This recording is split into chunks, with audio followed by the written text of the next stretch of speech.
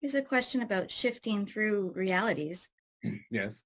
How is it that when we are shifting billions of times per second to already existing worlds, that we are not, quote unquote, kicking out an existing version of ourselves already there? And how is it that, and how is it we now have that person's past if we have not replaced them? Can you, please, if you can, go into detail here, as I've heard it explained before, and still I can't seem to allow it to stick. The reason it's not sticking is that your concept is erroneous in the idea that things are stuck where they are and you're replacing it. Like it's not moving too. Everything moves together. Everything moves at once. You shift, they shift. The idea is that you're all constantly shifting. So nothing is ever standing still. You're not replacing anyone. You may be taking over, euphemistically speaking, the spot that they used to occupy, but they don't occupy it anymore. Again, look at a stream or a river. Waves move through it and all of that, and water flows and all of that. But one water molecule is, in a sense, not taking over from another water molecule. The other water molecule that was there a moment ago has moved on downstream. So it's all moving simultaneously. Nothing is being replaced because nothing is standing still to be replaced by something else coming in. Everything is moving simultaneously. Thank you, Bashar. We have a bunch of questions about animals. Yes. Do animals have silver cords, and do they understand death? Animals and any living thing in that sense, and even inanimate objects have types of energetic connections you could refer to, if you wish, as a type of silver cord. They're a little bit different than those experienced or created by humans, but the idea nevertheless is that everything physical has a connection to the non-physical energetically, and you could refer to that connection as the silver cord, from individual physical mind to higher mind, physical being to non-physical being.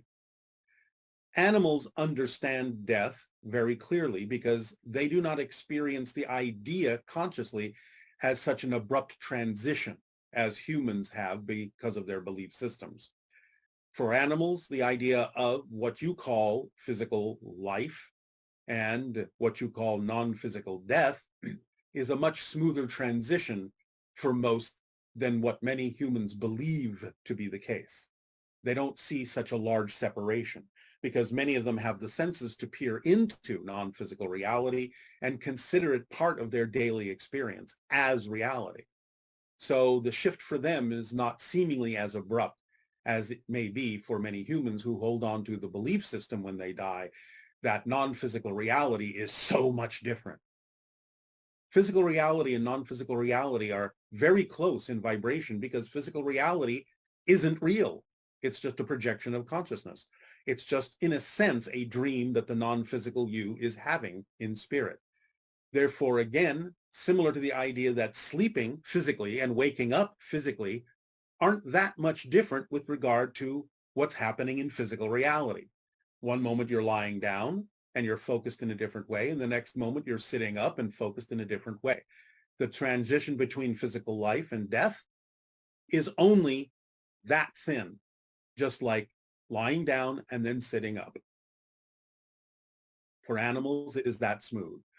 For trees, it is even smoother. For minerals, it is smoother still.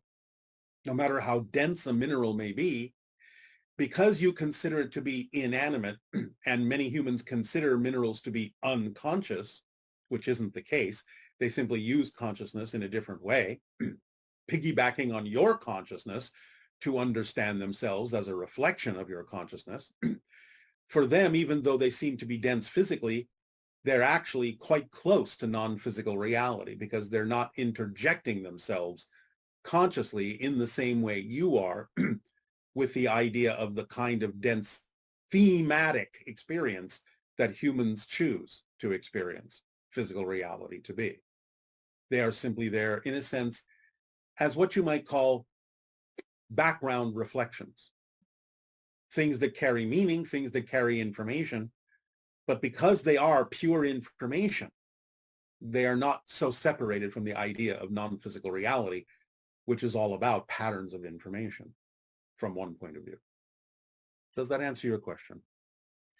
Yes. And I have a follow-up question to that. Uh, since it's kind of an easy transition for animals, easier than for humans. Last week we talked about euthanasia Yes. and how, there's sometimes guilt about having to euthanize one of your pets. If it's an easy transition, wouldn't the pets just lay down and die when they were ready? If Why it would we? didn't, if it didn't necessarily mean anything for the human to experience that transition, most of them simply would. But again, remember, they are part of your family, and there may be purpose in the human experiencing the transition in the way that it typically happens. It's not just about the animal's transition. It's about what the human also experiences that helps them in their journey by going through that experience with the animal. Okay.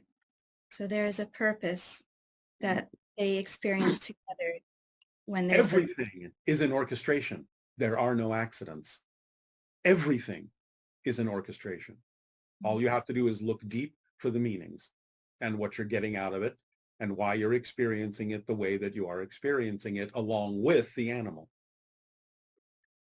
Because it allows you to go through certain processes of grieving and letting go and reconnecting on a different level, and many other reasons for why it may be happening the way that it's happening.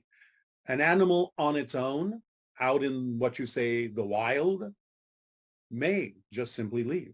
If there is no purpose for it to interact with any other kinds of beings, it may just simply leave. Okay.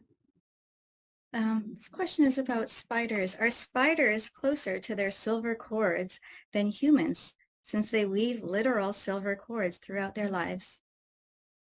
It's not that they're closer to them. They may have a different kind of understanding since they are the reflection of interconnections and webs, but it's not that they're closer. They may just have a different understanding, a deeper understanding, a different kind of relationship and connection to the idea of any kind of connection or cord that would be reflective of the idea of webs and interconnectivity.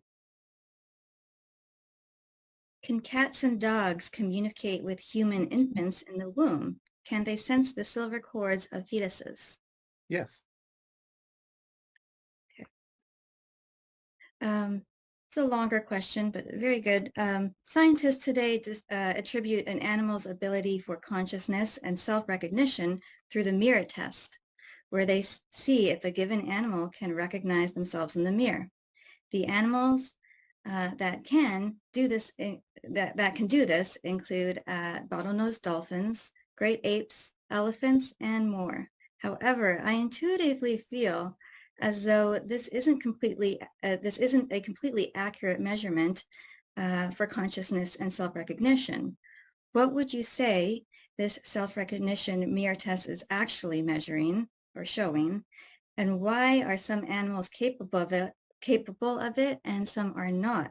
And what would be a more accurate test for self-recognition or consciousness? Well, let me put it this way. The mirror test is an accurate test for self-awareness.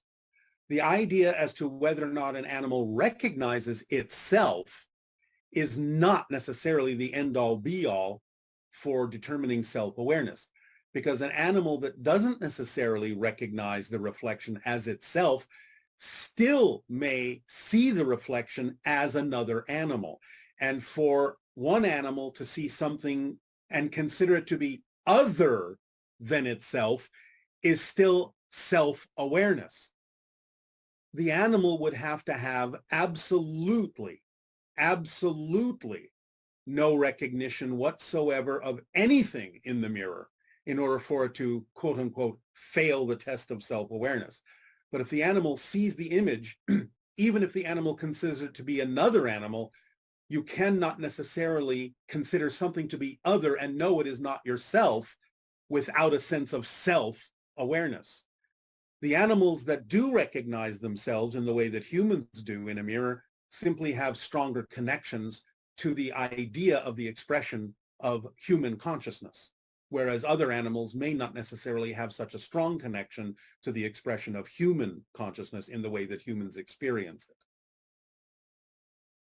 But the idea of the mirror test is accurate for recognizing self-awareness as long as the animal either recognizes itself or thinks that the reflection is another animal. Both are indications of self-awareness as opposed to what's in the mirror or in conjunction with what's in the mirror. Both are the result of self-awareness. And in that sense, the scientists are mistaken that non-recognition of self somehow fails to indicate self-awareness. So both do indicate self-awareness and therefore is accurate on that level. Yes, because I noticed my cat notices herself in the mirror, but I don't know if she knows it's her or another cat. It doesn't matter because, again, even recognizing something as other than the self is a recognition of the self. Right. Otherwise, there would be no recognition of anything. Right. Now, we shall invite you to relax, let go of the cares of the day, breathe deeply, become comfortable. You may accompany any music or visuals you wish, eyes open or closed, but allow your imagination to expand into the following scenario. The silver cord exists for each and every one of you individually. We are suggesting an exercise where throughout your day, as you go about your business, whatever it may be, with any single being you encounter, be it human or otherwise, allow yourself to imagine this cord, this silvery, scintillating energy stream rising from them up to the sky, so high that it vanishes from your sight, knowing that that cord, like a thread, like a link, is going to their higher mind in non-physical spirit reality. So as you go through your day, walking around, communicating with anyone, family, friends, or strangers on the street, even if they're driving in their car, see the cord going up through the roof of the car into the heavens. See those strings for everyone that you meet. Use your imagination, use your creativity. It doesn't mean you have to see them visually, literally, although some can, but see those silver cords rising into spirit, vanishing from sight, knowing that there is information and communication coming down and up along those lines for everyone. Get used to seeing those cords as projections of consciousness from on high, from the non-physical realm of spirit, projecting that personality, that person, that physical being into the physical dream. Start getting used to seeing those cords existing all the time. And it can give you a different appreciation and perspective of every person and what their journey is about, knowing you are all connected to Source, all, no matter what your perspective, no matter what your beliefs, positive or negative, you are all connected that way. See those cords and see if you can ascertain in any way, shape, or form with your intuition and your inspiration the information that is coming so that you can learn what paths everyone is walking, why they may be choosing the paths they are choosing, positively or negatively. See how that cord and information coming along it blends with their belief systems about what they believe is possible or probable for them, where their limitations may lie. But nevertheless, in knowing that and intuiting that and in sensing the vibrations of that mixture, of that information coming from the higher mind into the physical mind, the personality translating it into physical thoughts, words, actions, and beingness, the physical experience, even though mixed, understand that everyone has the ability, because they have those connections, to gain and open up to more information coming along those silver cords, that everyone is connected to source through those cords, through that energy path, through that electromagnetic wavelength that you interpret as a silver cord, and start seeing those cords all the time with people walking around and that stream rising to the heavens everywhere, for everyone, in everything, all the time. And see if that starts to change your perspective of how you relate to different people when you are communicating with them or even just observing them, and allowing you to ponder what is coming along that electromagnetic cord, that silver cord. What kind of information are they receiving? What kind of information are they ignoring from their higher minds that might give you insight by wiretapping into those silver cords as to how you may be able to serve them when appropriate, by sharing with them information that you may be able to siphon from those silver cords that they may be preventing themselves from becoming aware of. Again, it doesn't mean that you have to tell them something, that they have to listen. It's none of your business what they do with that information, and you'll be able to perceive when it is appropriate and not appropriate to share that information with them. But by being able to perceive that those cords exist, you may have greater insight and greater compassion for all of the experiences that humans have upon the earth. For all of you have that connection back to higher mind, back to source. Allow yourselves to practice this every day. When you go out, see everyone with those cords rising from their head. All the animals, all the trees, all life have those cords rising back to spirit, because, again, in this order, first and foremost, as above, so below. Everything that exists in physical reality begins and has its counterpart in spirit first and foremost. What comes into the manifestation of physical reality may not be exactly as it is in spirit. It may be a limited version of it, but nevertheless, it starts in spirit. As above, so below. It's not as below, so above. It's as above, so below.